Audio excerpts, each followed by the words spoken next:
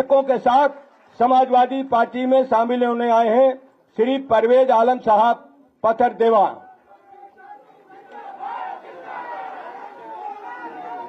श्री अगले शांति रहिए। अगले नेता का नाम मैं प्रस्तुत कर रहा हूं, श्री इलियास अंसारी साहब, कुशीनगर। बहुजन समाज पार्टी छोड़कर अपने हजारों साथियों के साथ समाजवादी पार्टी आज ज्वाइन कर रहे हैं। 3 महीने की छुट्टी पे थे। 3 महीने की छुट्टी पे गए थे। कितने महीने की? अगले नेता हैं पूर्व विधायक श्री सुभाष चंद्र श्रीवास्तव जी, जो जनता दल यूनाइटेड छोड़कर समाजवादी पार्टी में शामिल हो रहे हैं। श्री सुभाष चंद्र श्रीवास्तव पूर्व विधायक।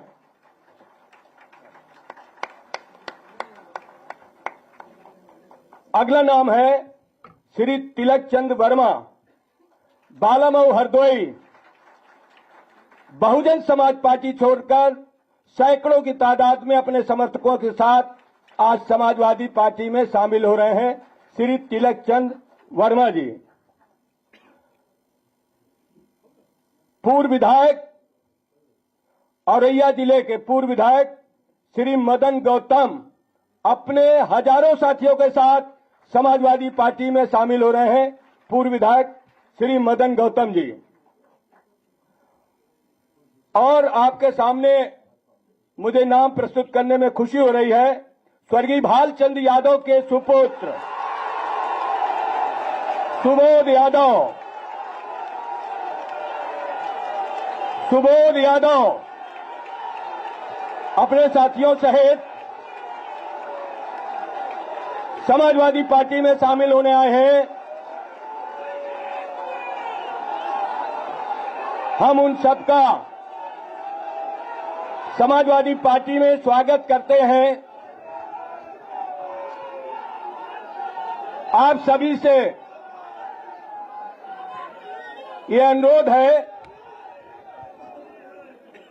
समय भी काफी हो गया है। हमारे आप सबके नेता, इस देश के नौजवानों के नेता, किसानों के नेता, गरीबों के नेता आदरणीय अखिलेश यादव जी हैं। आप सबकी तरफ से मैं चाहता हूं उनका भी जोरदार तालियों से आप स्वागत करें।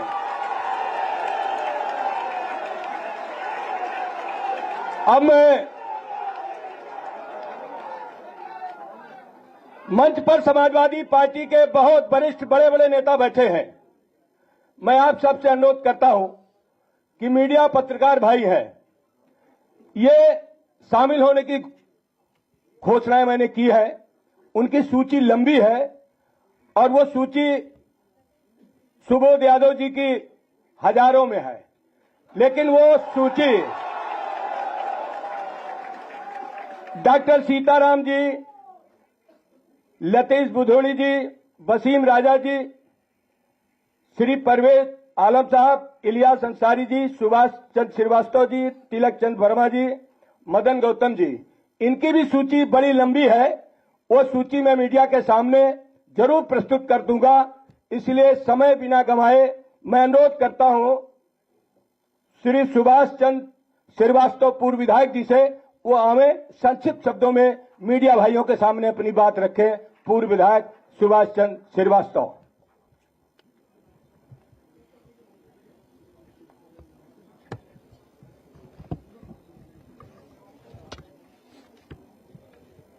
समाजवादी पार्टी के राष्ट्रीय अध्यक्ष और इस मुल्क के भविष्य परम श्रद्धेय अखिलेश यादव जी, यहां उपस्थित समाजवादी पार्टी के प्रदेश अध्यक्ष नरेश उत्तम पटेल जी, इंद्रजीत सरोज जी, अरविंद सिंह गोप जी, अंबिका चौधरी जी और सभी समाजवादी पार्टी के सम्मानित और श्रद्धेय नेतागण और इस सभागार में उपस्थित समाजवादी पार्टी के क्रांतिकारी साथियों, मीडिया के बंधुओं, प्रिंट और इलेक्ट्रॉनिक मीडिया के साथियों, मैं कुछ बातें अपनी कह के अनुमति चाहूंगा। आज पूरे मुल्क में सही अर्थों में काफी दिनों के बाद एक तरह से अघोषित आपातकाल जैसी परिस्थिति है, अनप्रोक्लेम्ड इमरजेंसी जैसी स्थिति है। लोकतांत्रिक संस्थाओं पर हमले हो रहे हैं, संवैधानिक संस्थाओं की गरिमा चौपट हो रही है और 2024 का जो चुनाव सन्निकट है, हम पूरी तरह से इस बात से सहमत हैं कि माननीय अखिलेश जी जो ये कहते हैं कि जो पौराणिक गाथा हमारे वहां है कि यहां समुद्र मंथन हुआ था, तो इनका ये कहना है कि 2024 का जो लोकसभा का चुनाव है वो सही अर्थों में संविधान का मंथन का है। ये 2024 इस मुल्क के मुस्तकबिल को तय करेगा। इस मुल्क में लोकशाही रहेगी, जमहूरियत रहेगी कि नहीं रहेगी, ये 2024 के चुनाव का परिणाम तय करेगा।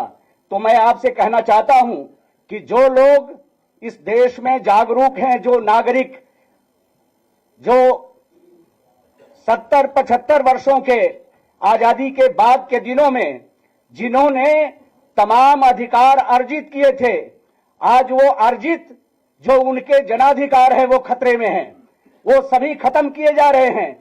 और कोई लंबी बात मैं नहीं कहना चाहता, मैं इतनी जरूर कहना चाहता हूं कि आज जो विवेकवान लोग हैं उनको माननीय अखिलेश जी की अपील को पूरी शिद्दत से लेनी चाहिए और संविधान मंथन के इस अभियान में उनको खड़ा होना चाहिए समाजवादी पार्टी के साथ। इस देश में लोकशाही रहेगी, इस देश में जमहूरियत रहेगी, तो इस देश में अकलियत हो, पिछड़ा हो, मजलूम हो, डाउन ट्रॉडन हो, उसके हकों की रक्षा होगी।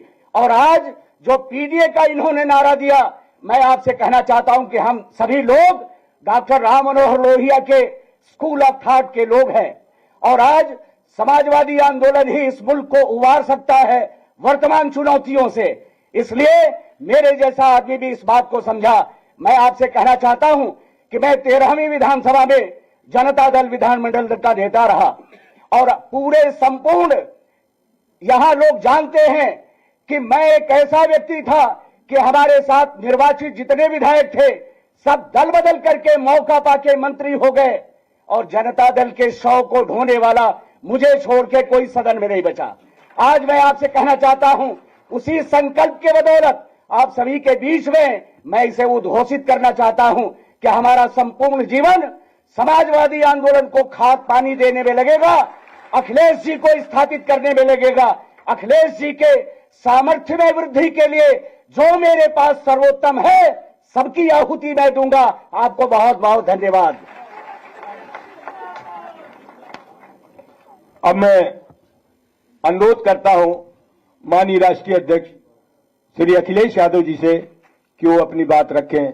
आदरणीय अखिलेश यादव जी।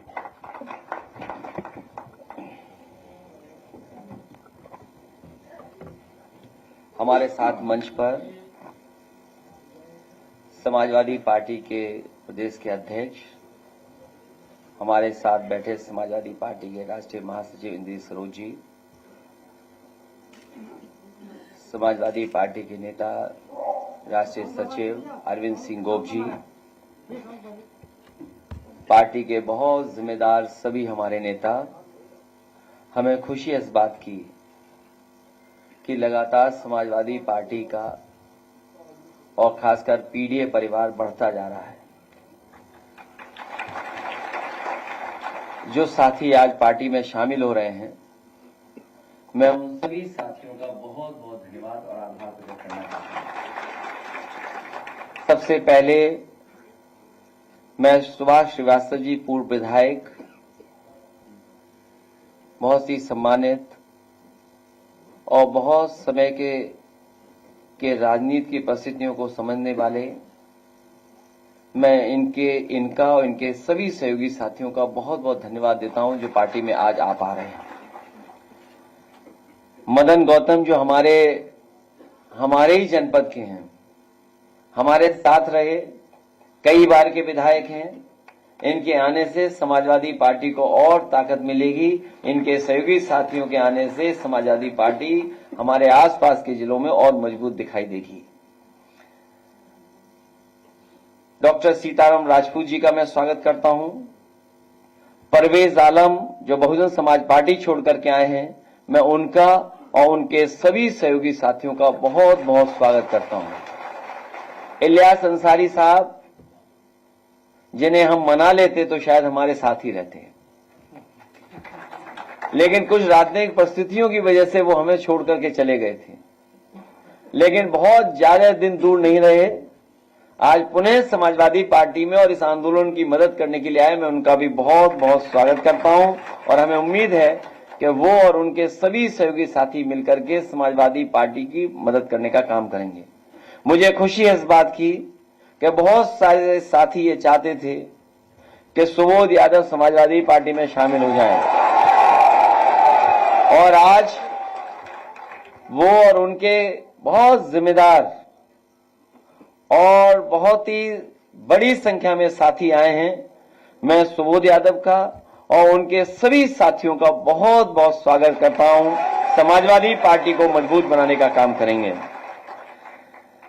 तिलक चंद वर्मा जी जो हरदोई में बहुजन समाज पार्टी से लड़े थे, आज पुनः समाजवादी पार्टी में शामिल हो रहे हैं। इनके आने से लखनऊ से लेकर के हरदोई, उन्नाव और आसपास के जिलों में समाजवादी पार्टी को मजबूती मिलेगी। इनका समाज और खासकर बहुजन समाज के लोगों को जोड़ने का काम करेंगे। इससे आने वाले समय में जो 2024 में चुनाव होने जा रहा है, उसमें बहुत बड़े पैमाने पर सहयोग मिलने जा रहा है। लतेश बिदोड़ी जी राष्ट्रीय युवा लोकदल छोड़ करके आए हैं। हम उम्र हैं, नौजवान साथी हैं। ये लंबे समय तक हमारी पार्टी के साथ जुड़ करके समाजवादी आंदोलन को मजबूत करेंगे। मैं इनका भी बहुत बहुत स्वागत आज समाजवादी पार्टी में करता हूं।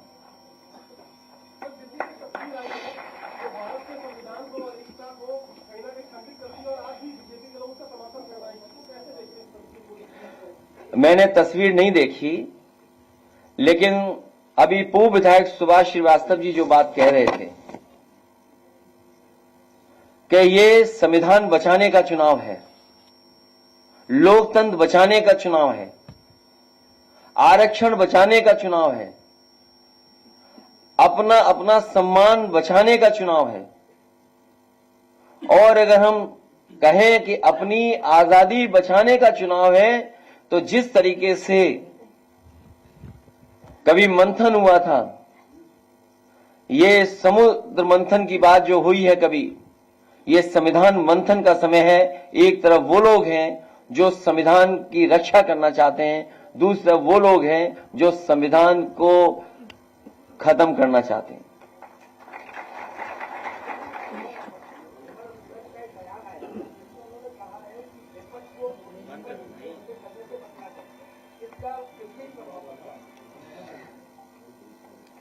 उत्तर प्रदेश के लोग स्वागत भी अच्छा करते हैं, और उत्तर प्रदेश के लोग जब विदाई करेंगे वो भी बड़ी अच्छी करेंगे।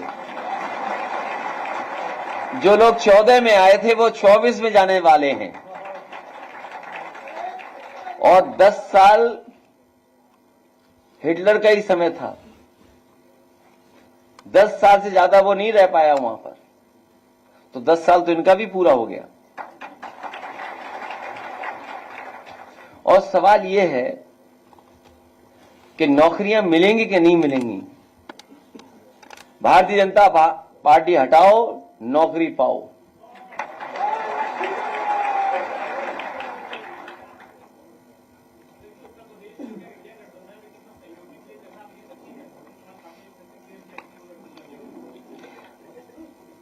जिसका दाना उसका गाना।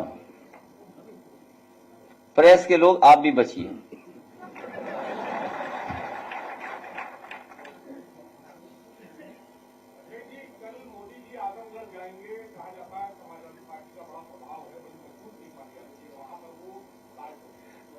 मैंने आपसे क्या कहा? उत्तर प्रदेश की जनता स्वागत भी अच्छा करती है और विदाई भी अच्छा करती है।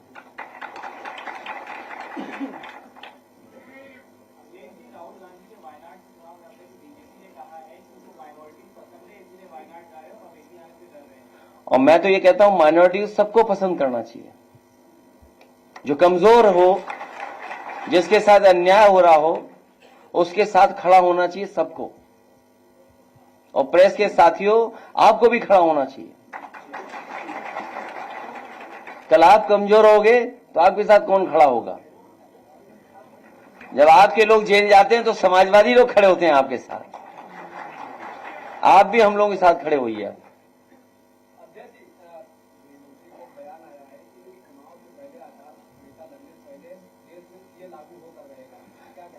आचार संहिता तब मैं मानूंगा लागू हो गई जब डीजीपी हट जाएंगे, पुलिस के अधिकारी हट जाएंगे। पहले तो आचार संहिता लगती थी, उसके बाद अक्सर जो अधिकारी बहुत दिनों से जमे रहते थे उनको हटाया जाता था। देखते हैं ये सरकार कितने अधिकारियों को हटाती है।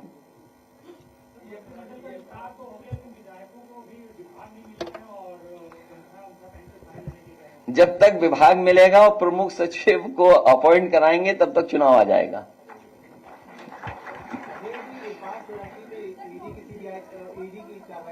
देखिए, जितने भी ये सीबीआई, ईडी, इनकम टैक्स जानबूझ करके सरकार भेजती है जिससे लोग डर जाएं और घबरा जाएं और फंसाने का काम करती है।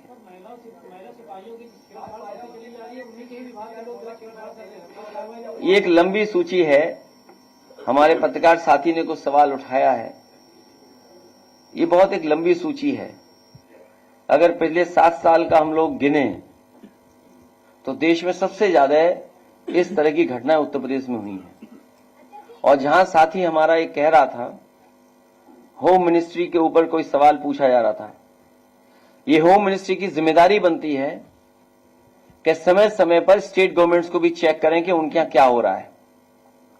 अगर पुलिस ही भक्षक बन जाएगी, जिनसे हमें उम्मीद है कि न्याय मिलेगा, अगर वही अन्याय करेंगे तो आप न्याय के लिए कहां जाएंगे? तो ये जो घटनाएं बढ़ी हैं, ये पुलिस हेडक्वार्टर से लेकर के और थाने तक की घटनाएं, आप इस बारे में जानकारी कर सकते हैं, सबसे ज्यादा उत्तर प्रदेश में है। जिस तरीके से जब से बीजेपी की सरकार आई है, दिल्ली में 1 लाख, पूरे उत्तर भारत में 1 लाख किसानों ने आत्महत्या की है। सोचो, जिस देश में 10 साल में 1 लाख किसान आत्महत्या करता हो, जहां पर यह बताया गया हो कि आय दोगुनी हो जाएगी, यहां जितने लोग बैठे हैं सब किसान परिवार के हैं। किसान परिवार पूछ रहे हैं कि उनकी आय दोगुनी कब होगी, और किसान के बेटे ये पूछ रहे हैं उन्हें नौकरी रोजगार कब मिलेगी। जो एमएसपी के लिए लड़ रहे हैं किसान, क्या सरकार एमएसपी लागू करेगी? समाजवादी ये भरोसा दिलाती है कि 80 हराओ, एमएसपी लागू करवाओ और उसका कानूनी अधिकार पाओ। सर, एमएलसी चुनाव होने वाले हैं, क्या कैंडिडेट्स में भी पीडीए की झलक दिखेगी? पीडीए की झलक अगले 50 साल तक दिखेगी आपको।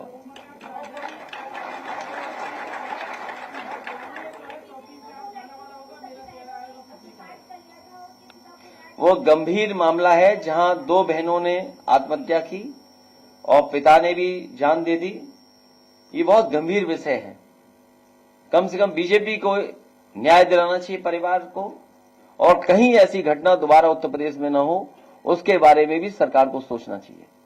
जो लोग जीरो टॉलरेंस की बात कर रहे थे, उनका कानून व्यवस्था उत्तर प्रदेश में जीरो हो चुका है।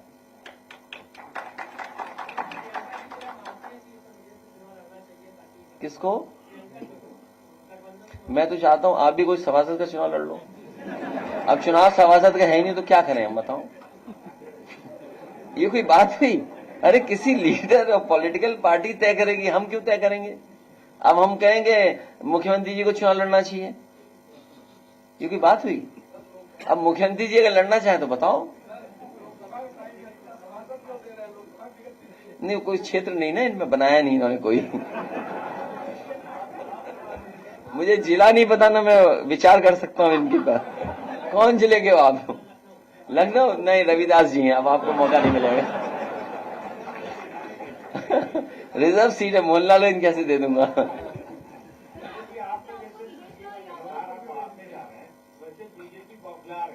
तो आपके भी चैनल में पी है।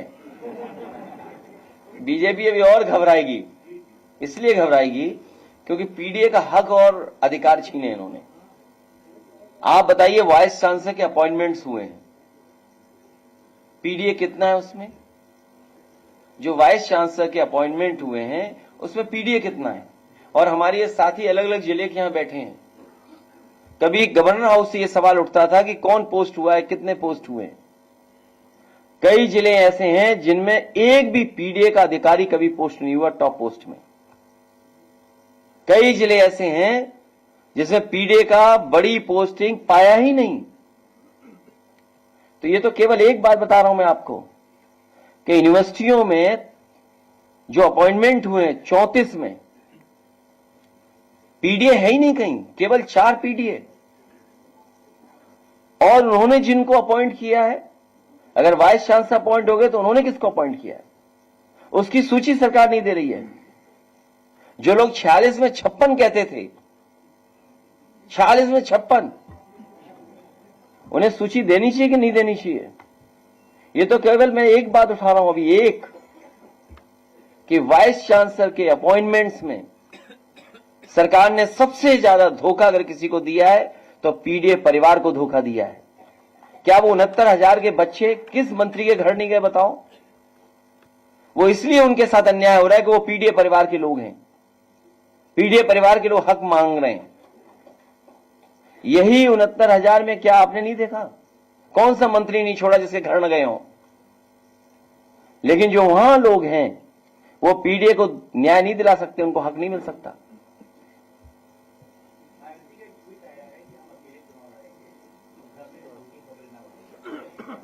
मैं उनको बहुत धन्यवाद देता हूं।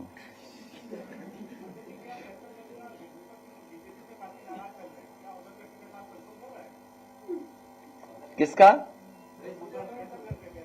नहीं, अगर आप कह दोगे तो मैं दे दूंगा। नहीं, सच में कोई झूठ नहीं। देखिए, अगर कभी कोई ऐसी परिस्थिति बनी तो पत्रकार साथी, आपका नाम क्या है? अकील सिद्दीकी कह रहे हैं कि उन्हें टिकट दे देना चाहिए। हम आपकी बात मानेंगे, हम आपकी बात मान लेंगे।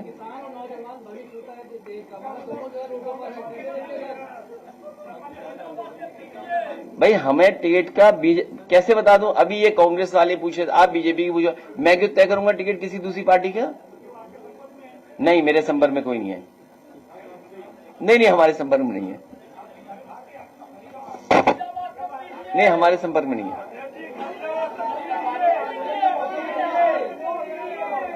हैं? बहुत जल्दी आ जाइए, बहुत जल्दी आ जाइए, बहुत जल्दी बहुत जल्दी आ जाएगी। वो भी बहुत जल्दी दे देंगे।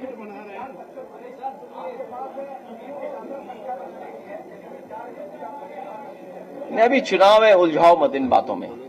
चुनाव है, अभी चुनाव में जाने दो। बड़ा लोकसभा का चुनाव है, ये लड़ाई बाद में लड़ी जाएगी।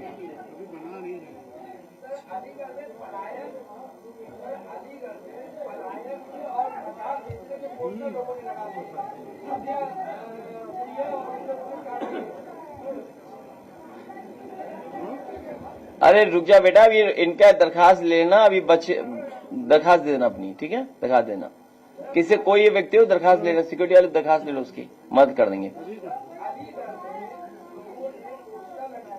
हाँ, किसने लगाया पोस्टर?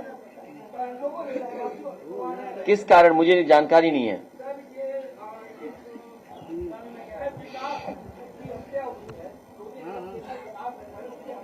ये हमें जानते होंगे, हमारे कुछ अलीगढ़ के लोग बैठे हैं, वो जानते होंगे बात को।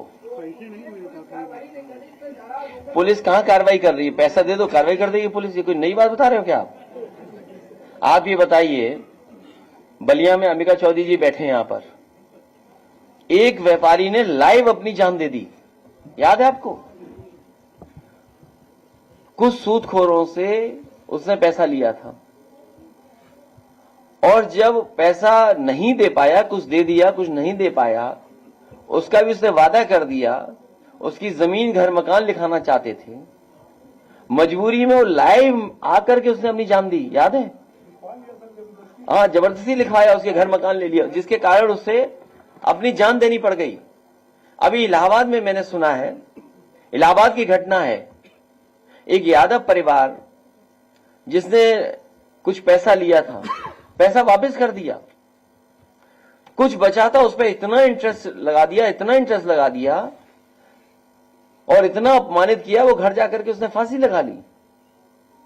और थाना और पुलिस मदद उसकी कर रहा जो हत्यारा है, जिसकी वजह से हत्या हुई है। कोई नई बात बता रहे हो आप? पूरी पुलिस पैसा ले रही है, ये बात मुझे बोलना चाहिए। इतना करप्ट, इतनी करप्ट पुलिस कभी नहीं हुई होगी, और इतना करप्शन उत्तर प्रदेश में कभी नहीं हुआ होगा जितना भारतीय जनता पार्टी की सरकार में चल रहा है। क्या आप कल्पना कर सकते हैं लखनऊ में सड़क में कितना गहरा गड्ढा हो गया था? बताइए आप तो देखने गए होंगे, कितना है? नहीं, कितना गहरा गड्ढा था। वो तो गाड़ी बच गई, उसने ब्रेक टाइम से लगा लिए। नहीं, वो गाड़ी यूं लटकी हुई थी, याद कीजिए आप।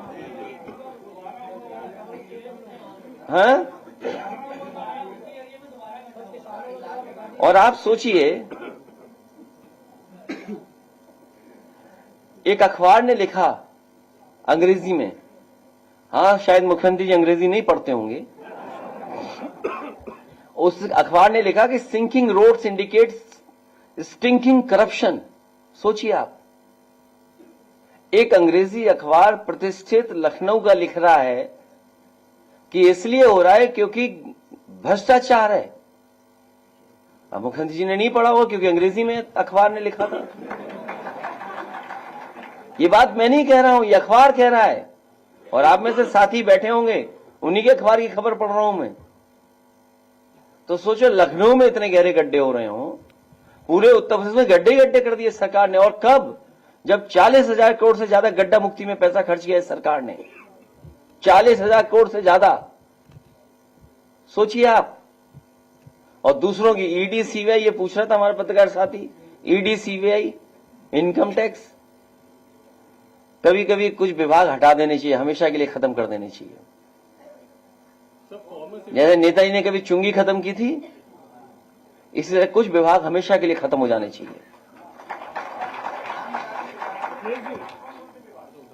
वो सरकार में लाओ तो बताएंगे, सरकार में लाओ तो पता लग जाएगा एक ही दिन में।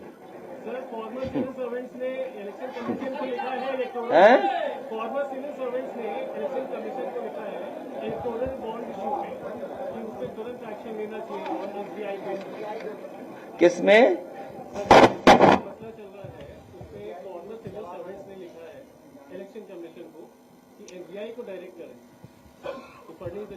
उस बात में मल उलझिए। बात बिल्कुल साफ ये है, 15 लाख करोड़ तक 15 लाख करोड़ लगभग उद्योगपतियों का कर्ज माफ हुआ है। उन्हीं उद्योगपतियों को फिर कर्ज दे दिया गया। सुनने में आ रहा है कि जिनका उद्योगपतियों का कर्ज माफ हुआ है, उन्होंने इलेक्ट्रल बॉन्ड्स भी दिए हैं। तो अब इसमें क्या बताएं हम? तो जब जवाब मिलेगा रिजर्व बैंक से तो पूरा देश जान जाएगा। लेकिन सवाल यह है कि 6 महीने बाद पता लगेगा, चुनाव मुद्दा ही न बने, इसलिए है ये सब बात। सबसे ज्यादा पैसा किसके पास गया? कोई बोलेगा नहीं चैनल? आप तो बोल रहे हो। सबसे ज्यादा पैसा गया किस पार्टी पर, तो उसी को बताना पड़ेगा। मैं एक बार फिर, किसमें? सपा को मिला होगा। नहीं, वो तो रिकॉर्ड पे है। सपा को जो मिला, शायद एक बार 2.5 करोड़ मिला है, एक बार कुछ और मिला है। अरे लेकिन हमें मिल गया, हमने बता दिया। क्या बीजेपी ऐसे बता देगी? हाँ, तो मिला। पार्टी, हर पॉलिटिकल पार्टी को मिलता है। क्या चीज? जिसका दाना उसका गाना। आप लोग चलाइए चैनल पे 1-1 घंटा का शो, तो शायद मिल जाए जवाब जल्दी। लेकिन चैनल वाले शो ही नहीं चलाएंगे। जैसे बेरोजगारी पे शो नहीं चलाते, वैसे इस पे भी नहीं चलाएंगे आप। इसलिए एक बार फिर मैं सुबोध यादव जी का, सीताराम राजपूत जी का, परवेज आलम जी का, इलियास अंसारी जी का, सुभाष श्रीवास्तव जी का, मदन गौतम जी का, तिलक चंद वर्मा जी का, लतेश बिधूड़ी जी का और उनके साथ जितने सहयोगी साथी हैं, मैं उन सब का स्वागत करता हूं। समाजवादी पार्टी में शामिल होने के लिए बधाई देता हूं। आने वाले समय में जो लोकतंत्र बचाने की लड़ाई होने जा रही है, उसमें लोकतंत्र बचाने का काम आप लोग करेंगे। बाबा साहब भीमराव अम्बेडकर जी का जो दिया हुआ संविधान है, उसको बचाने का काम करेंगे। आप सबका अपने साथियों का धन्यवाद और प्रेस के लोग आए हुए हैं उनका भी विशेष धन्यवाद। बहुत बहुत धन्यवाद आपका। सुबोध यादव जी, आपके साथी माला लेकर आए हैं।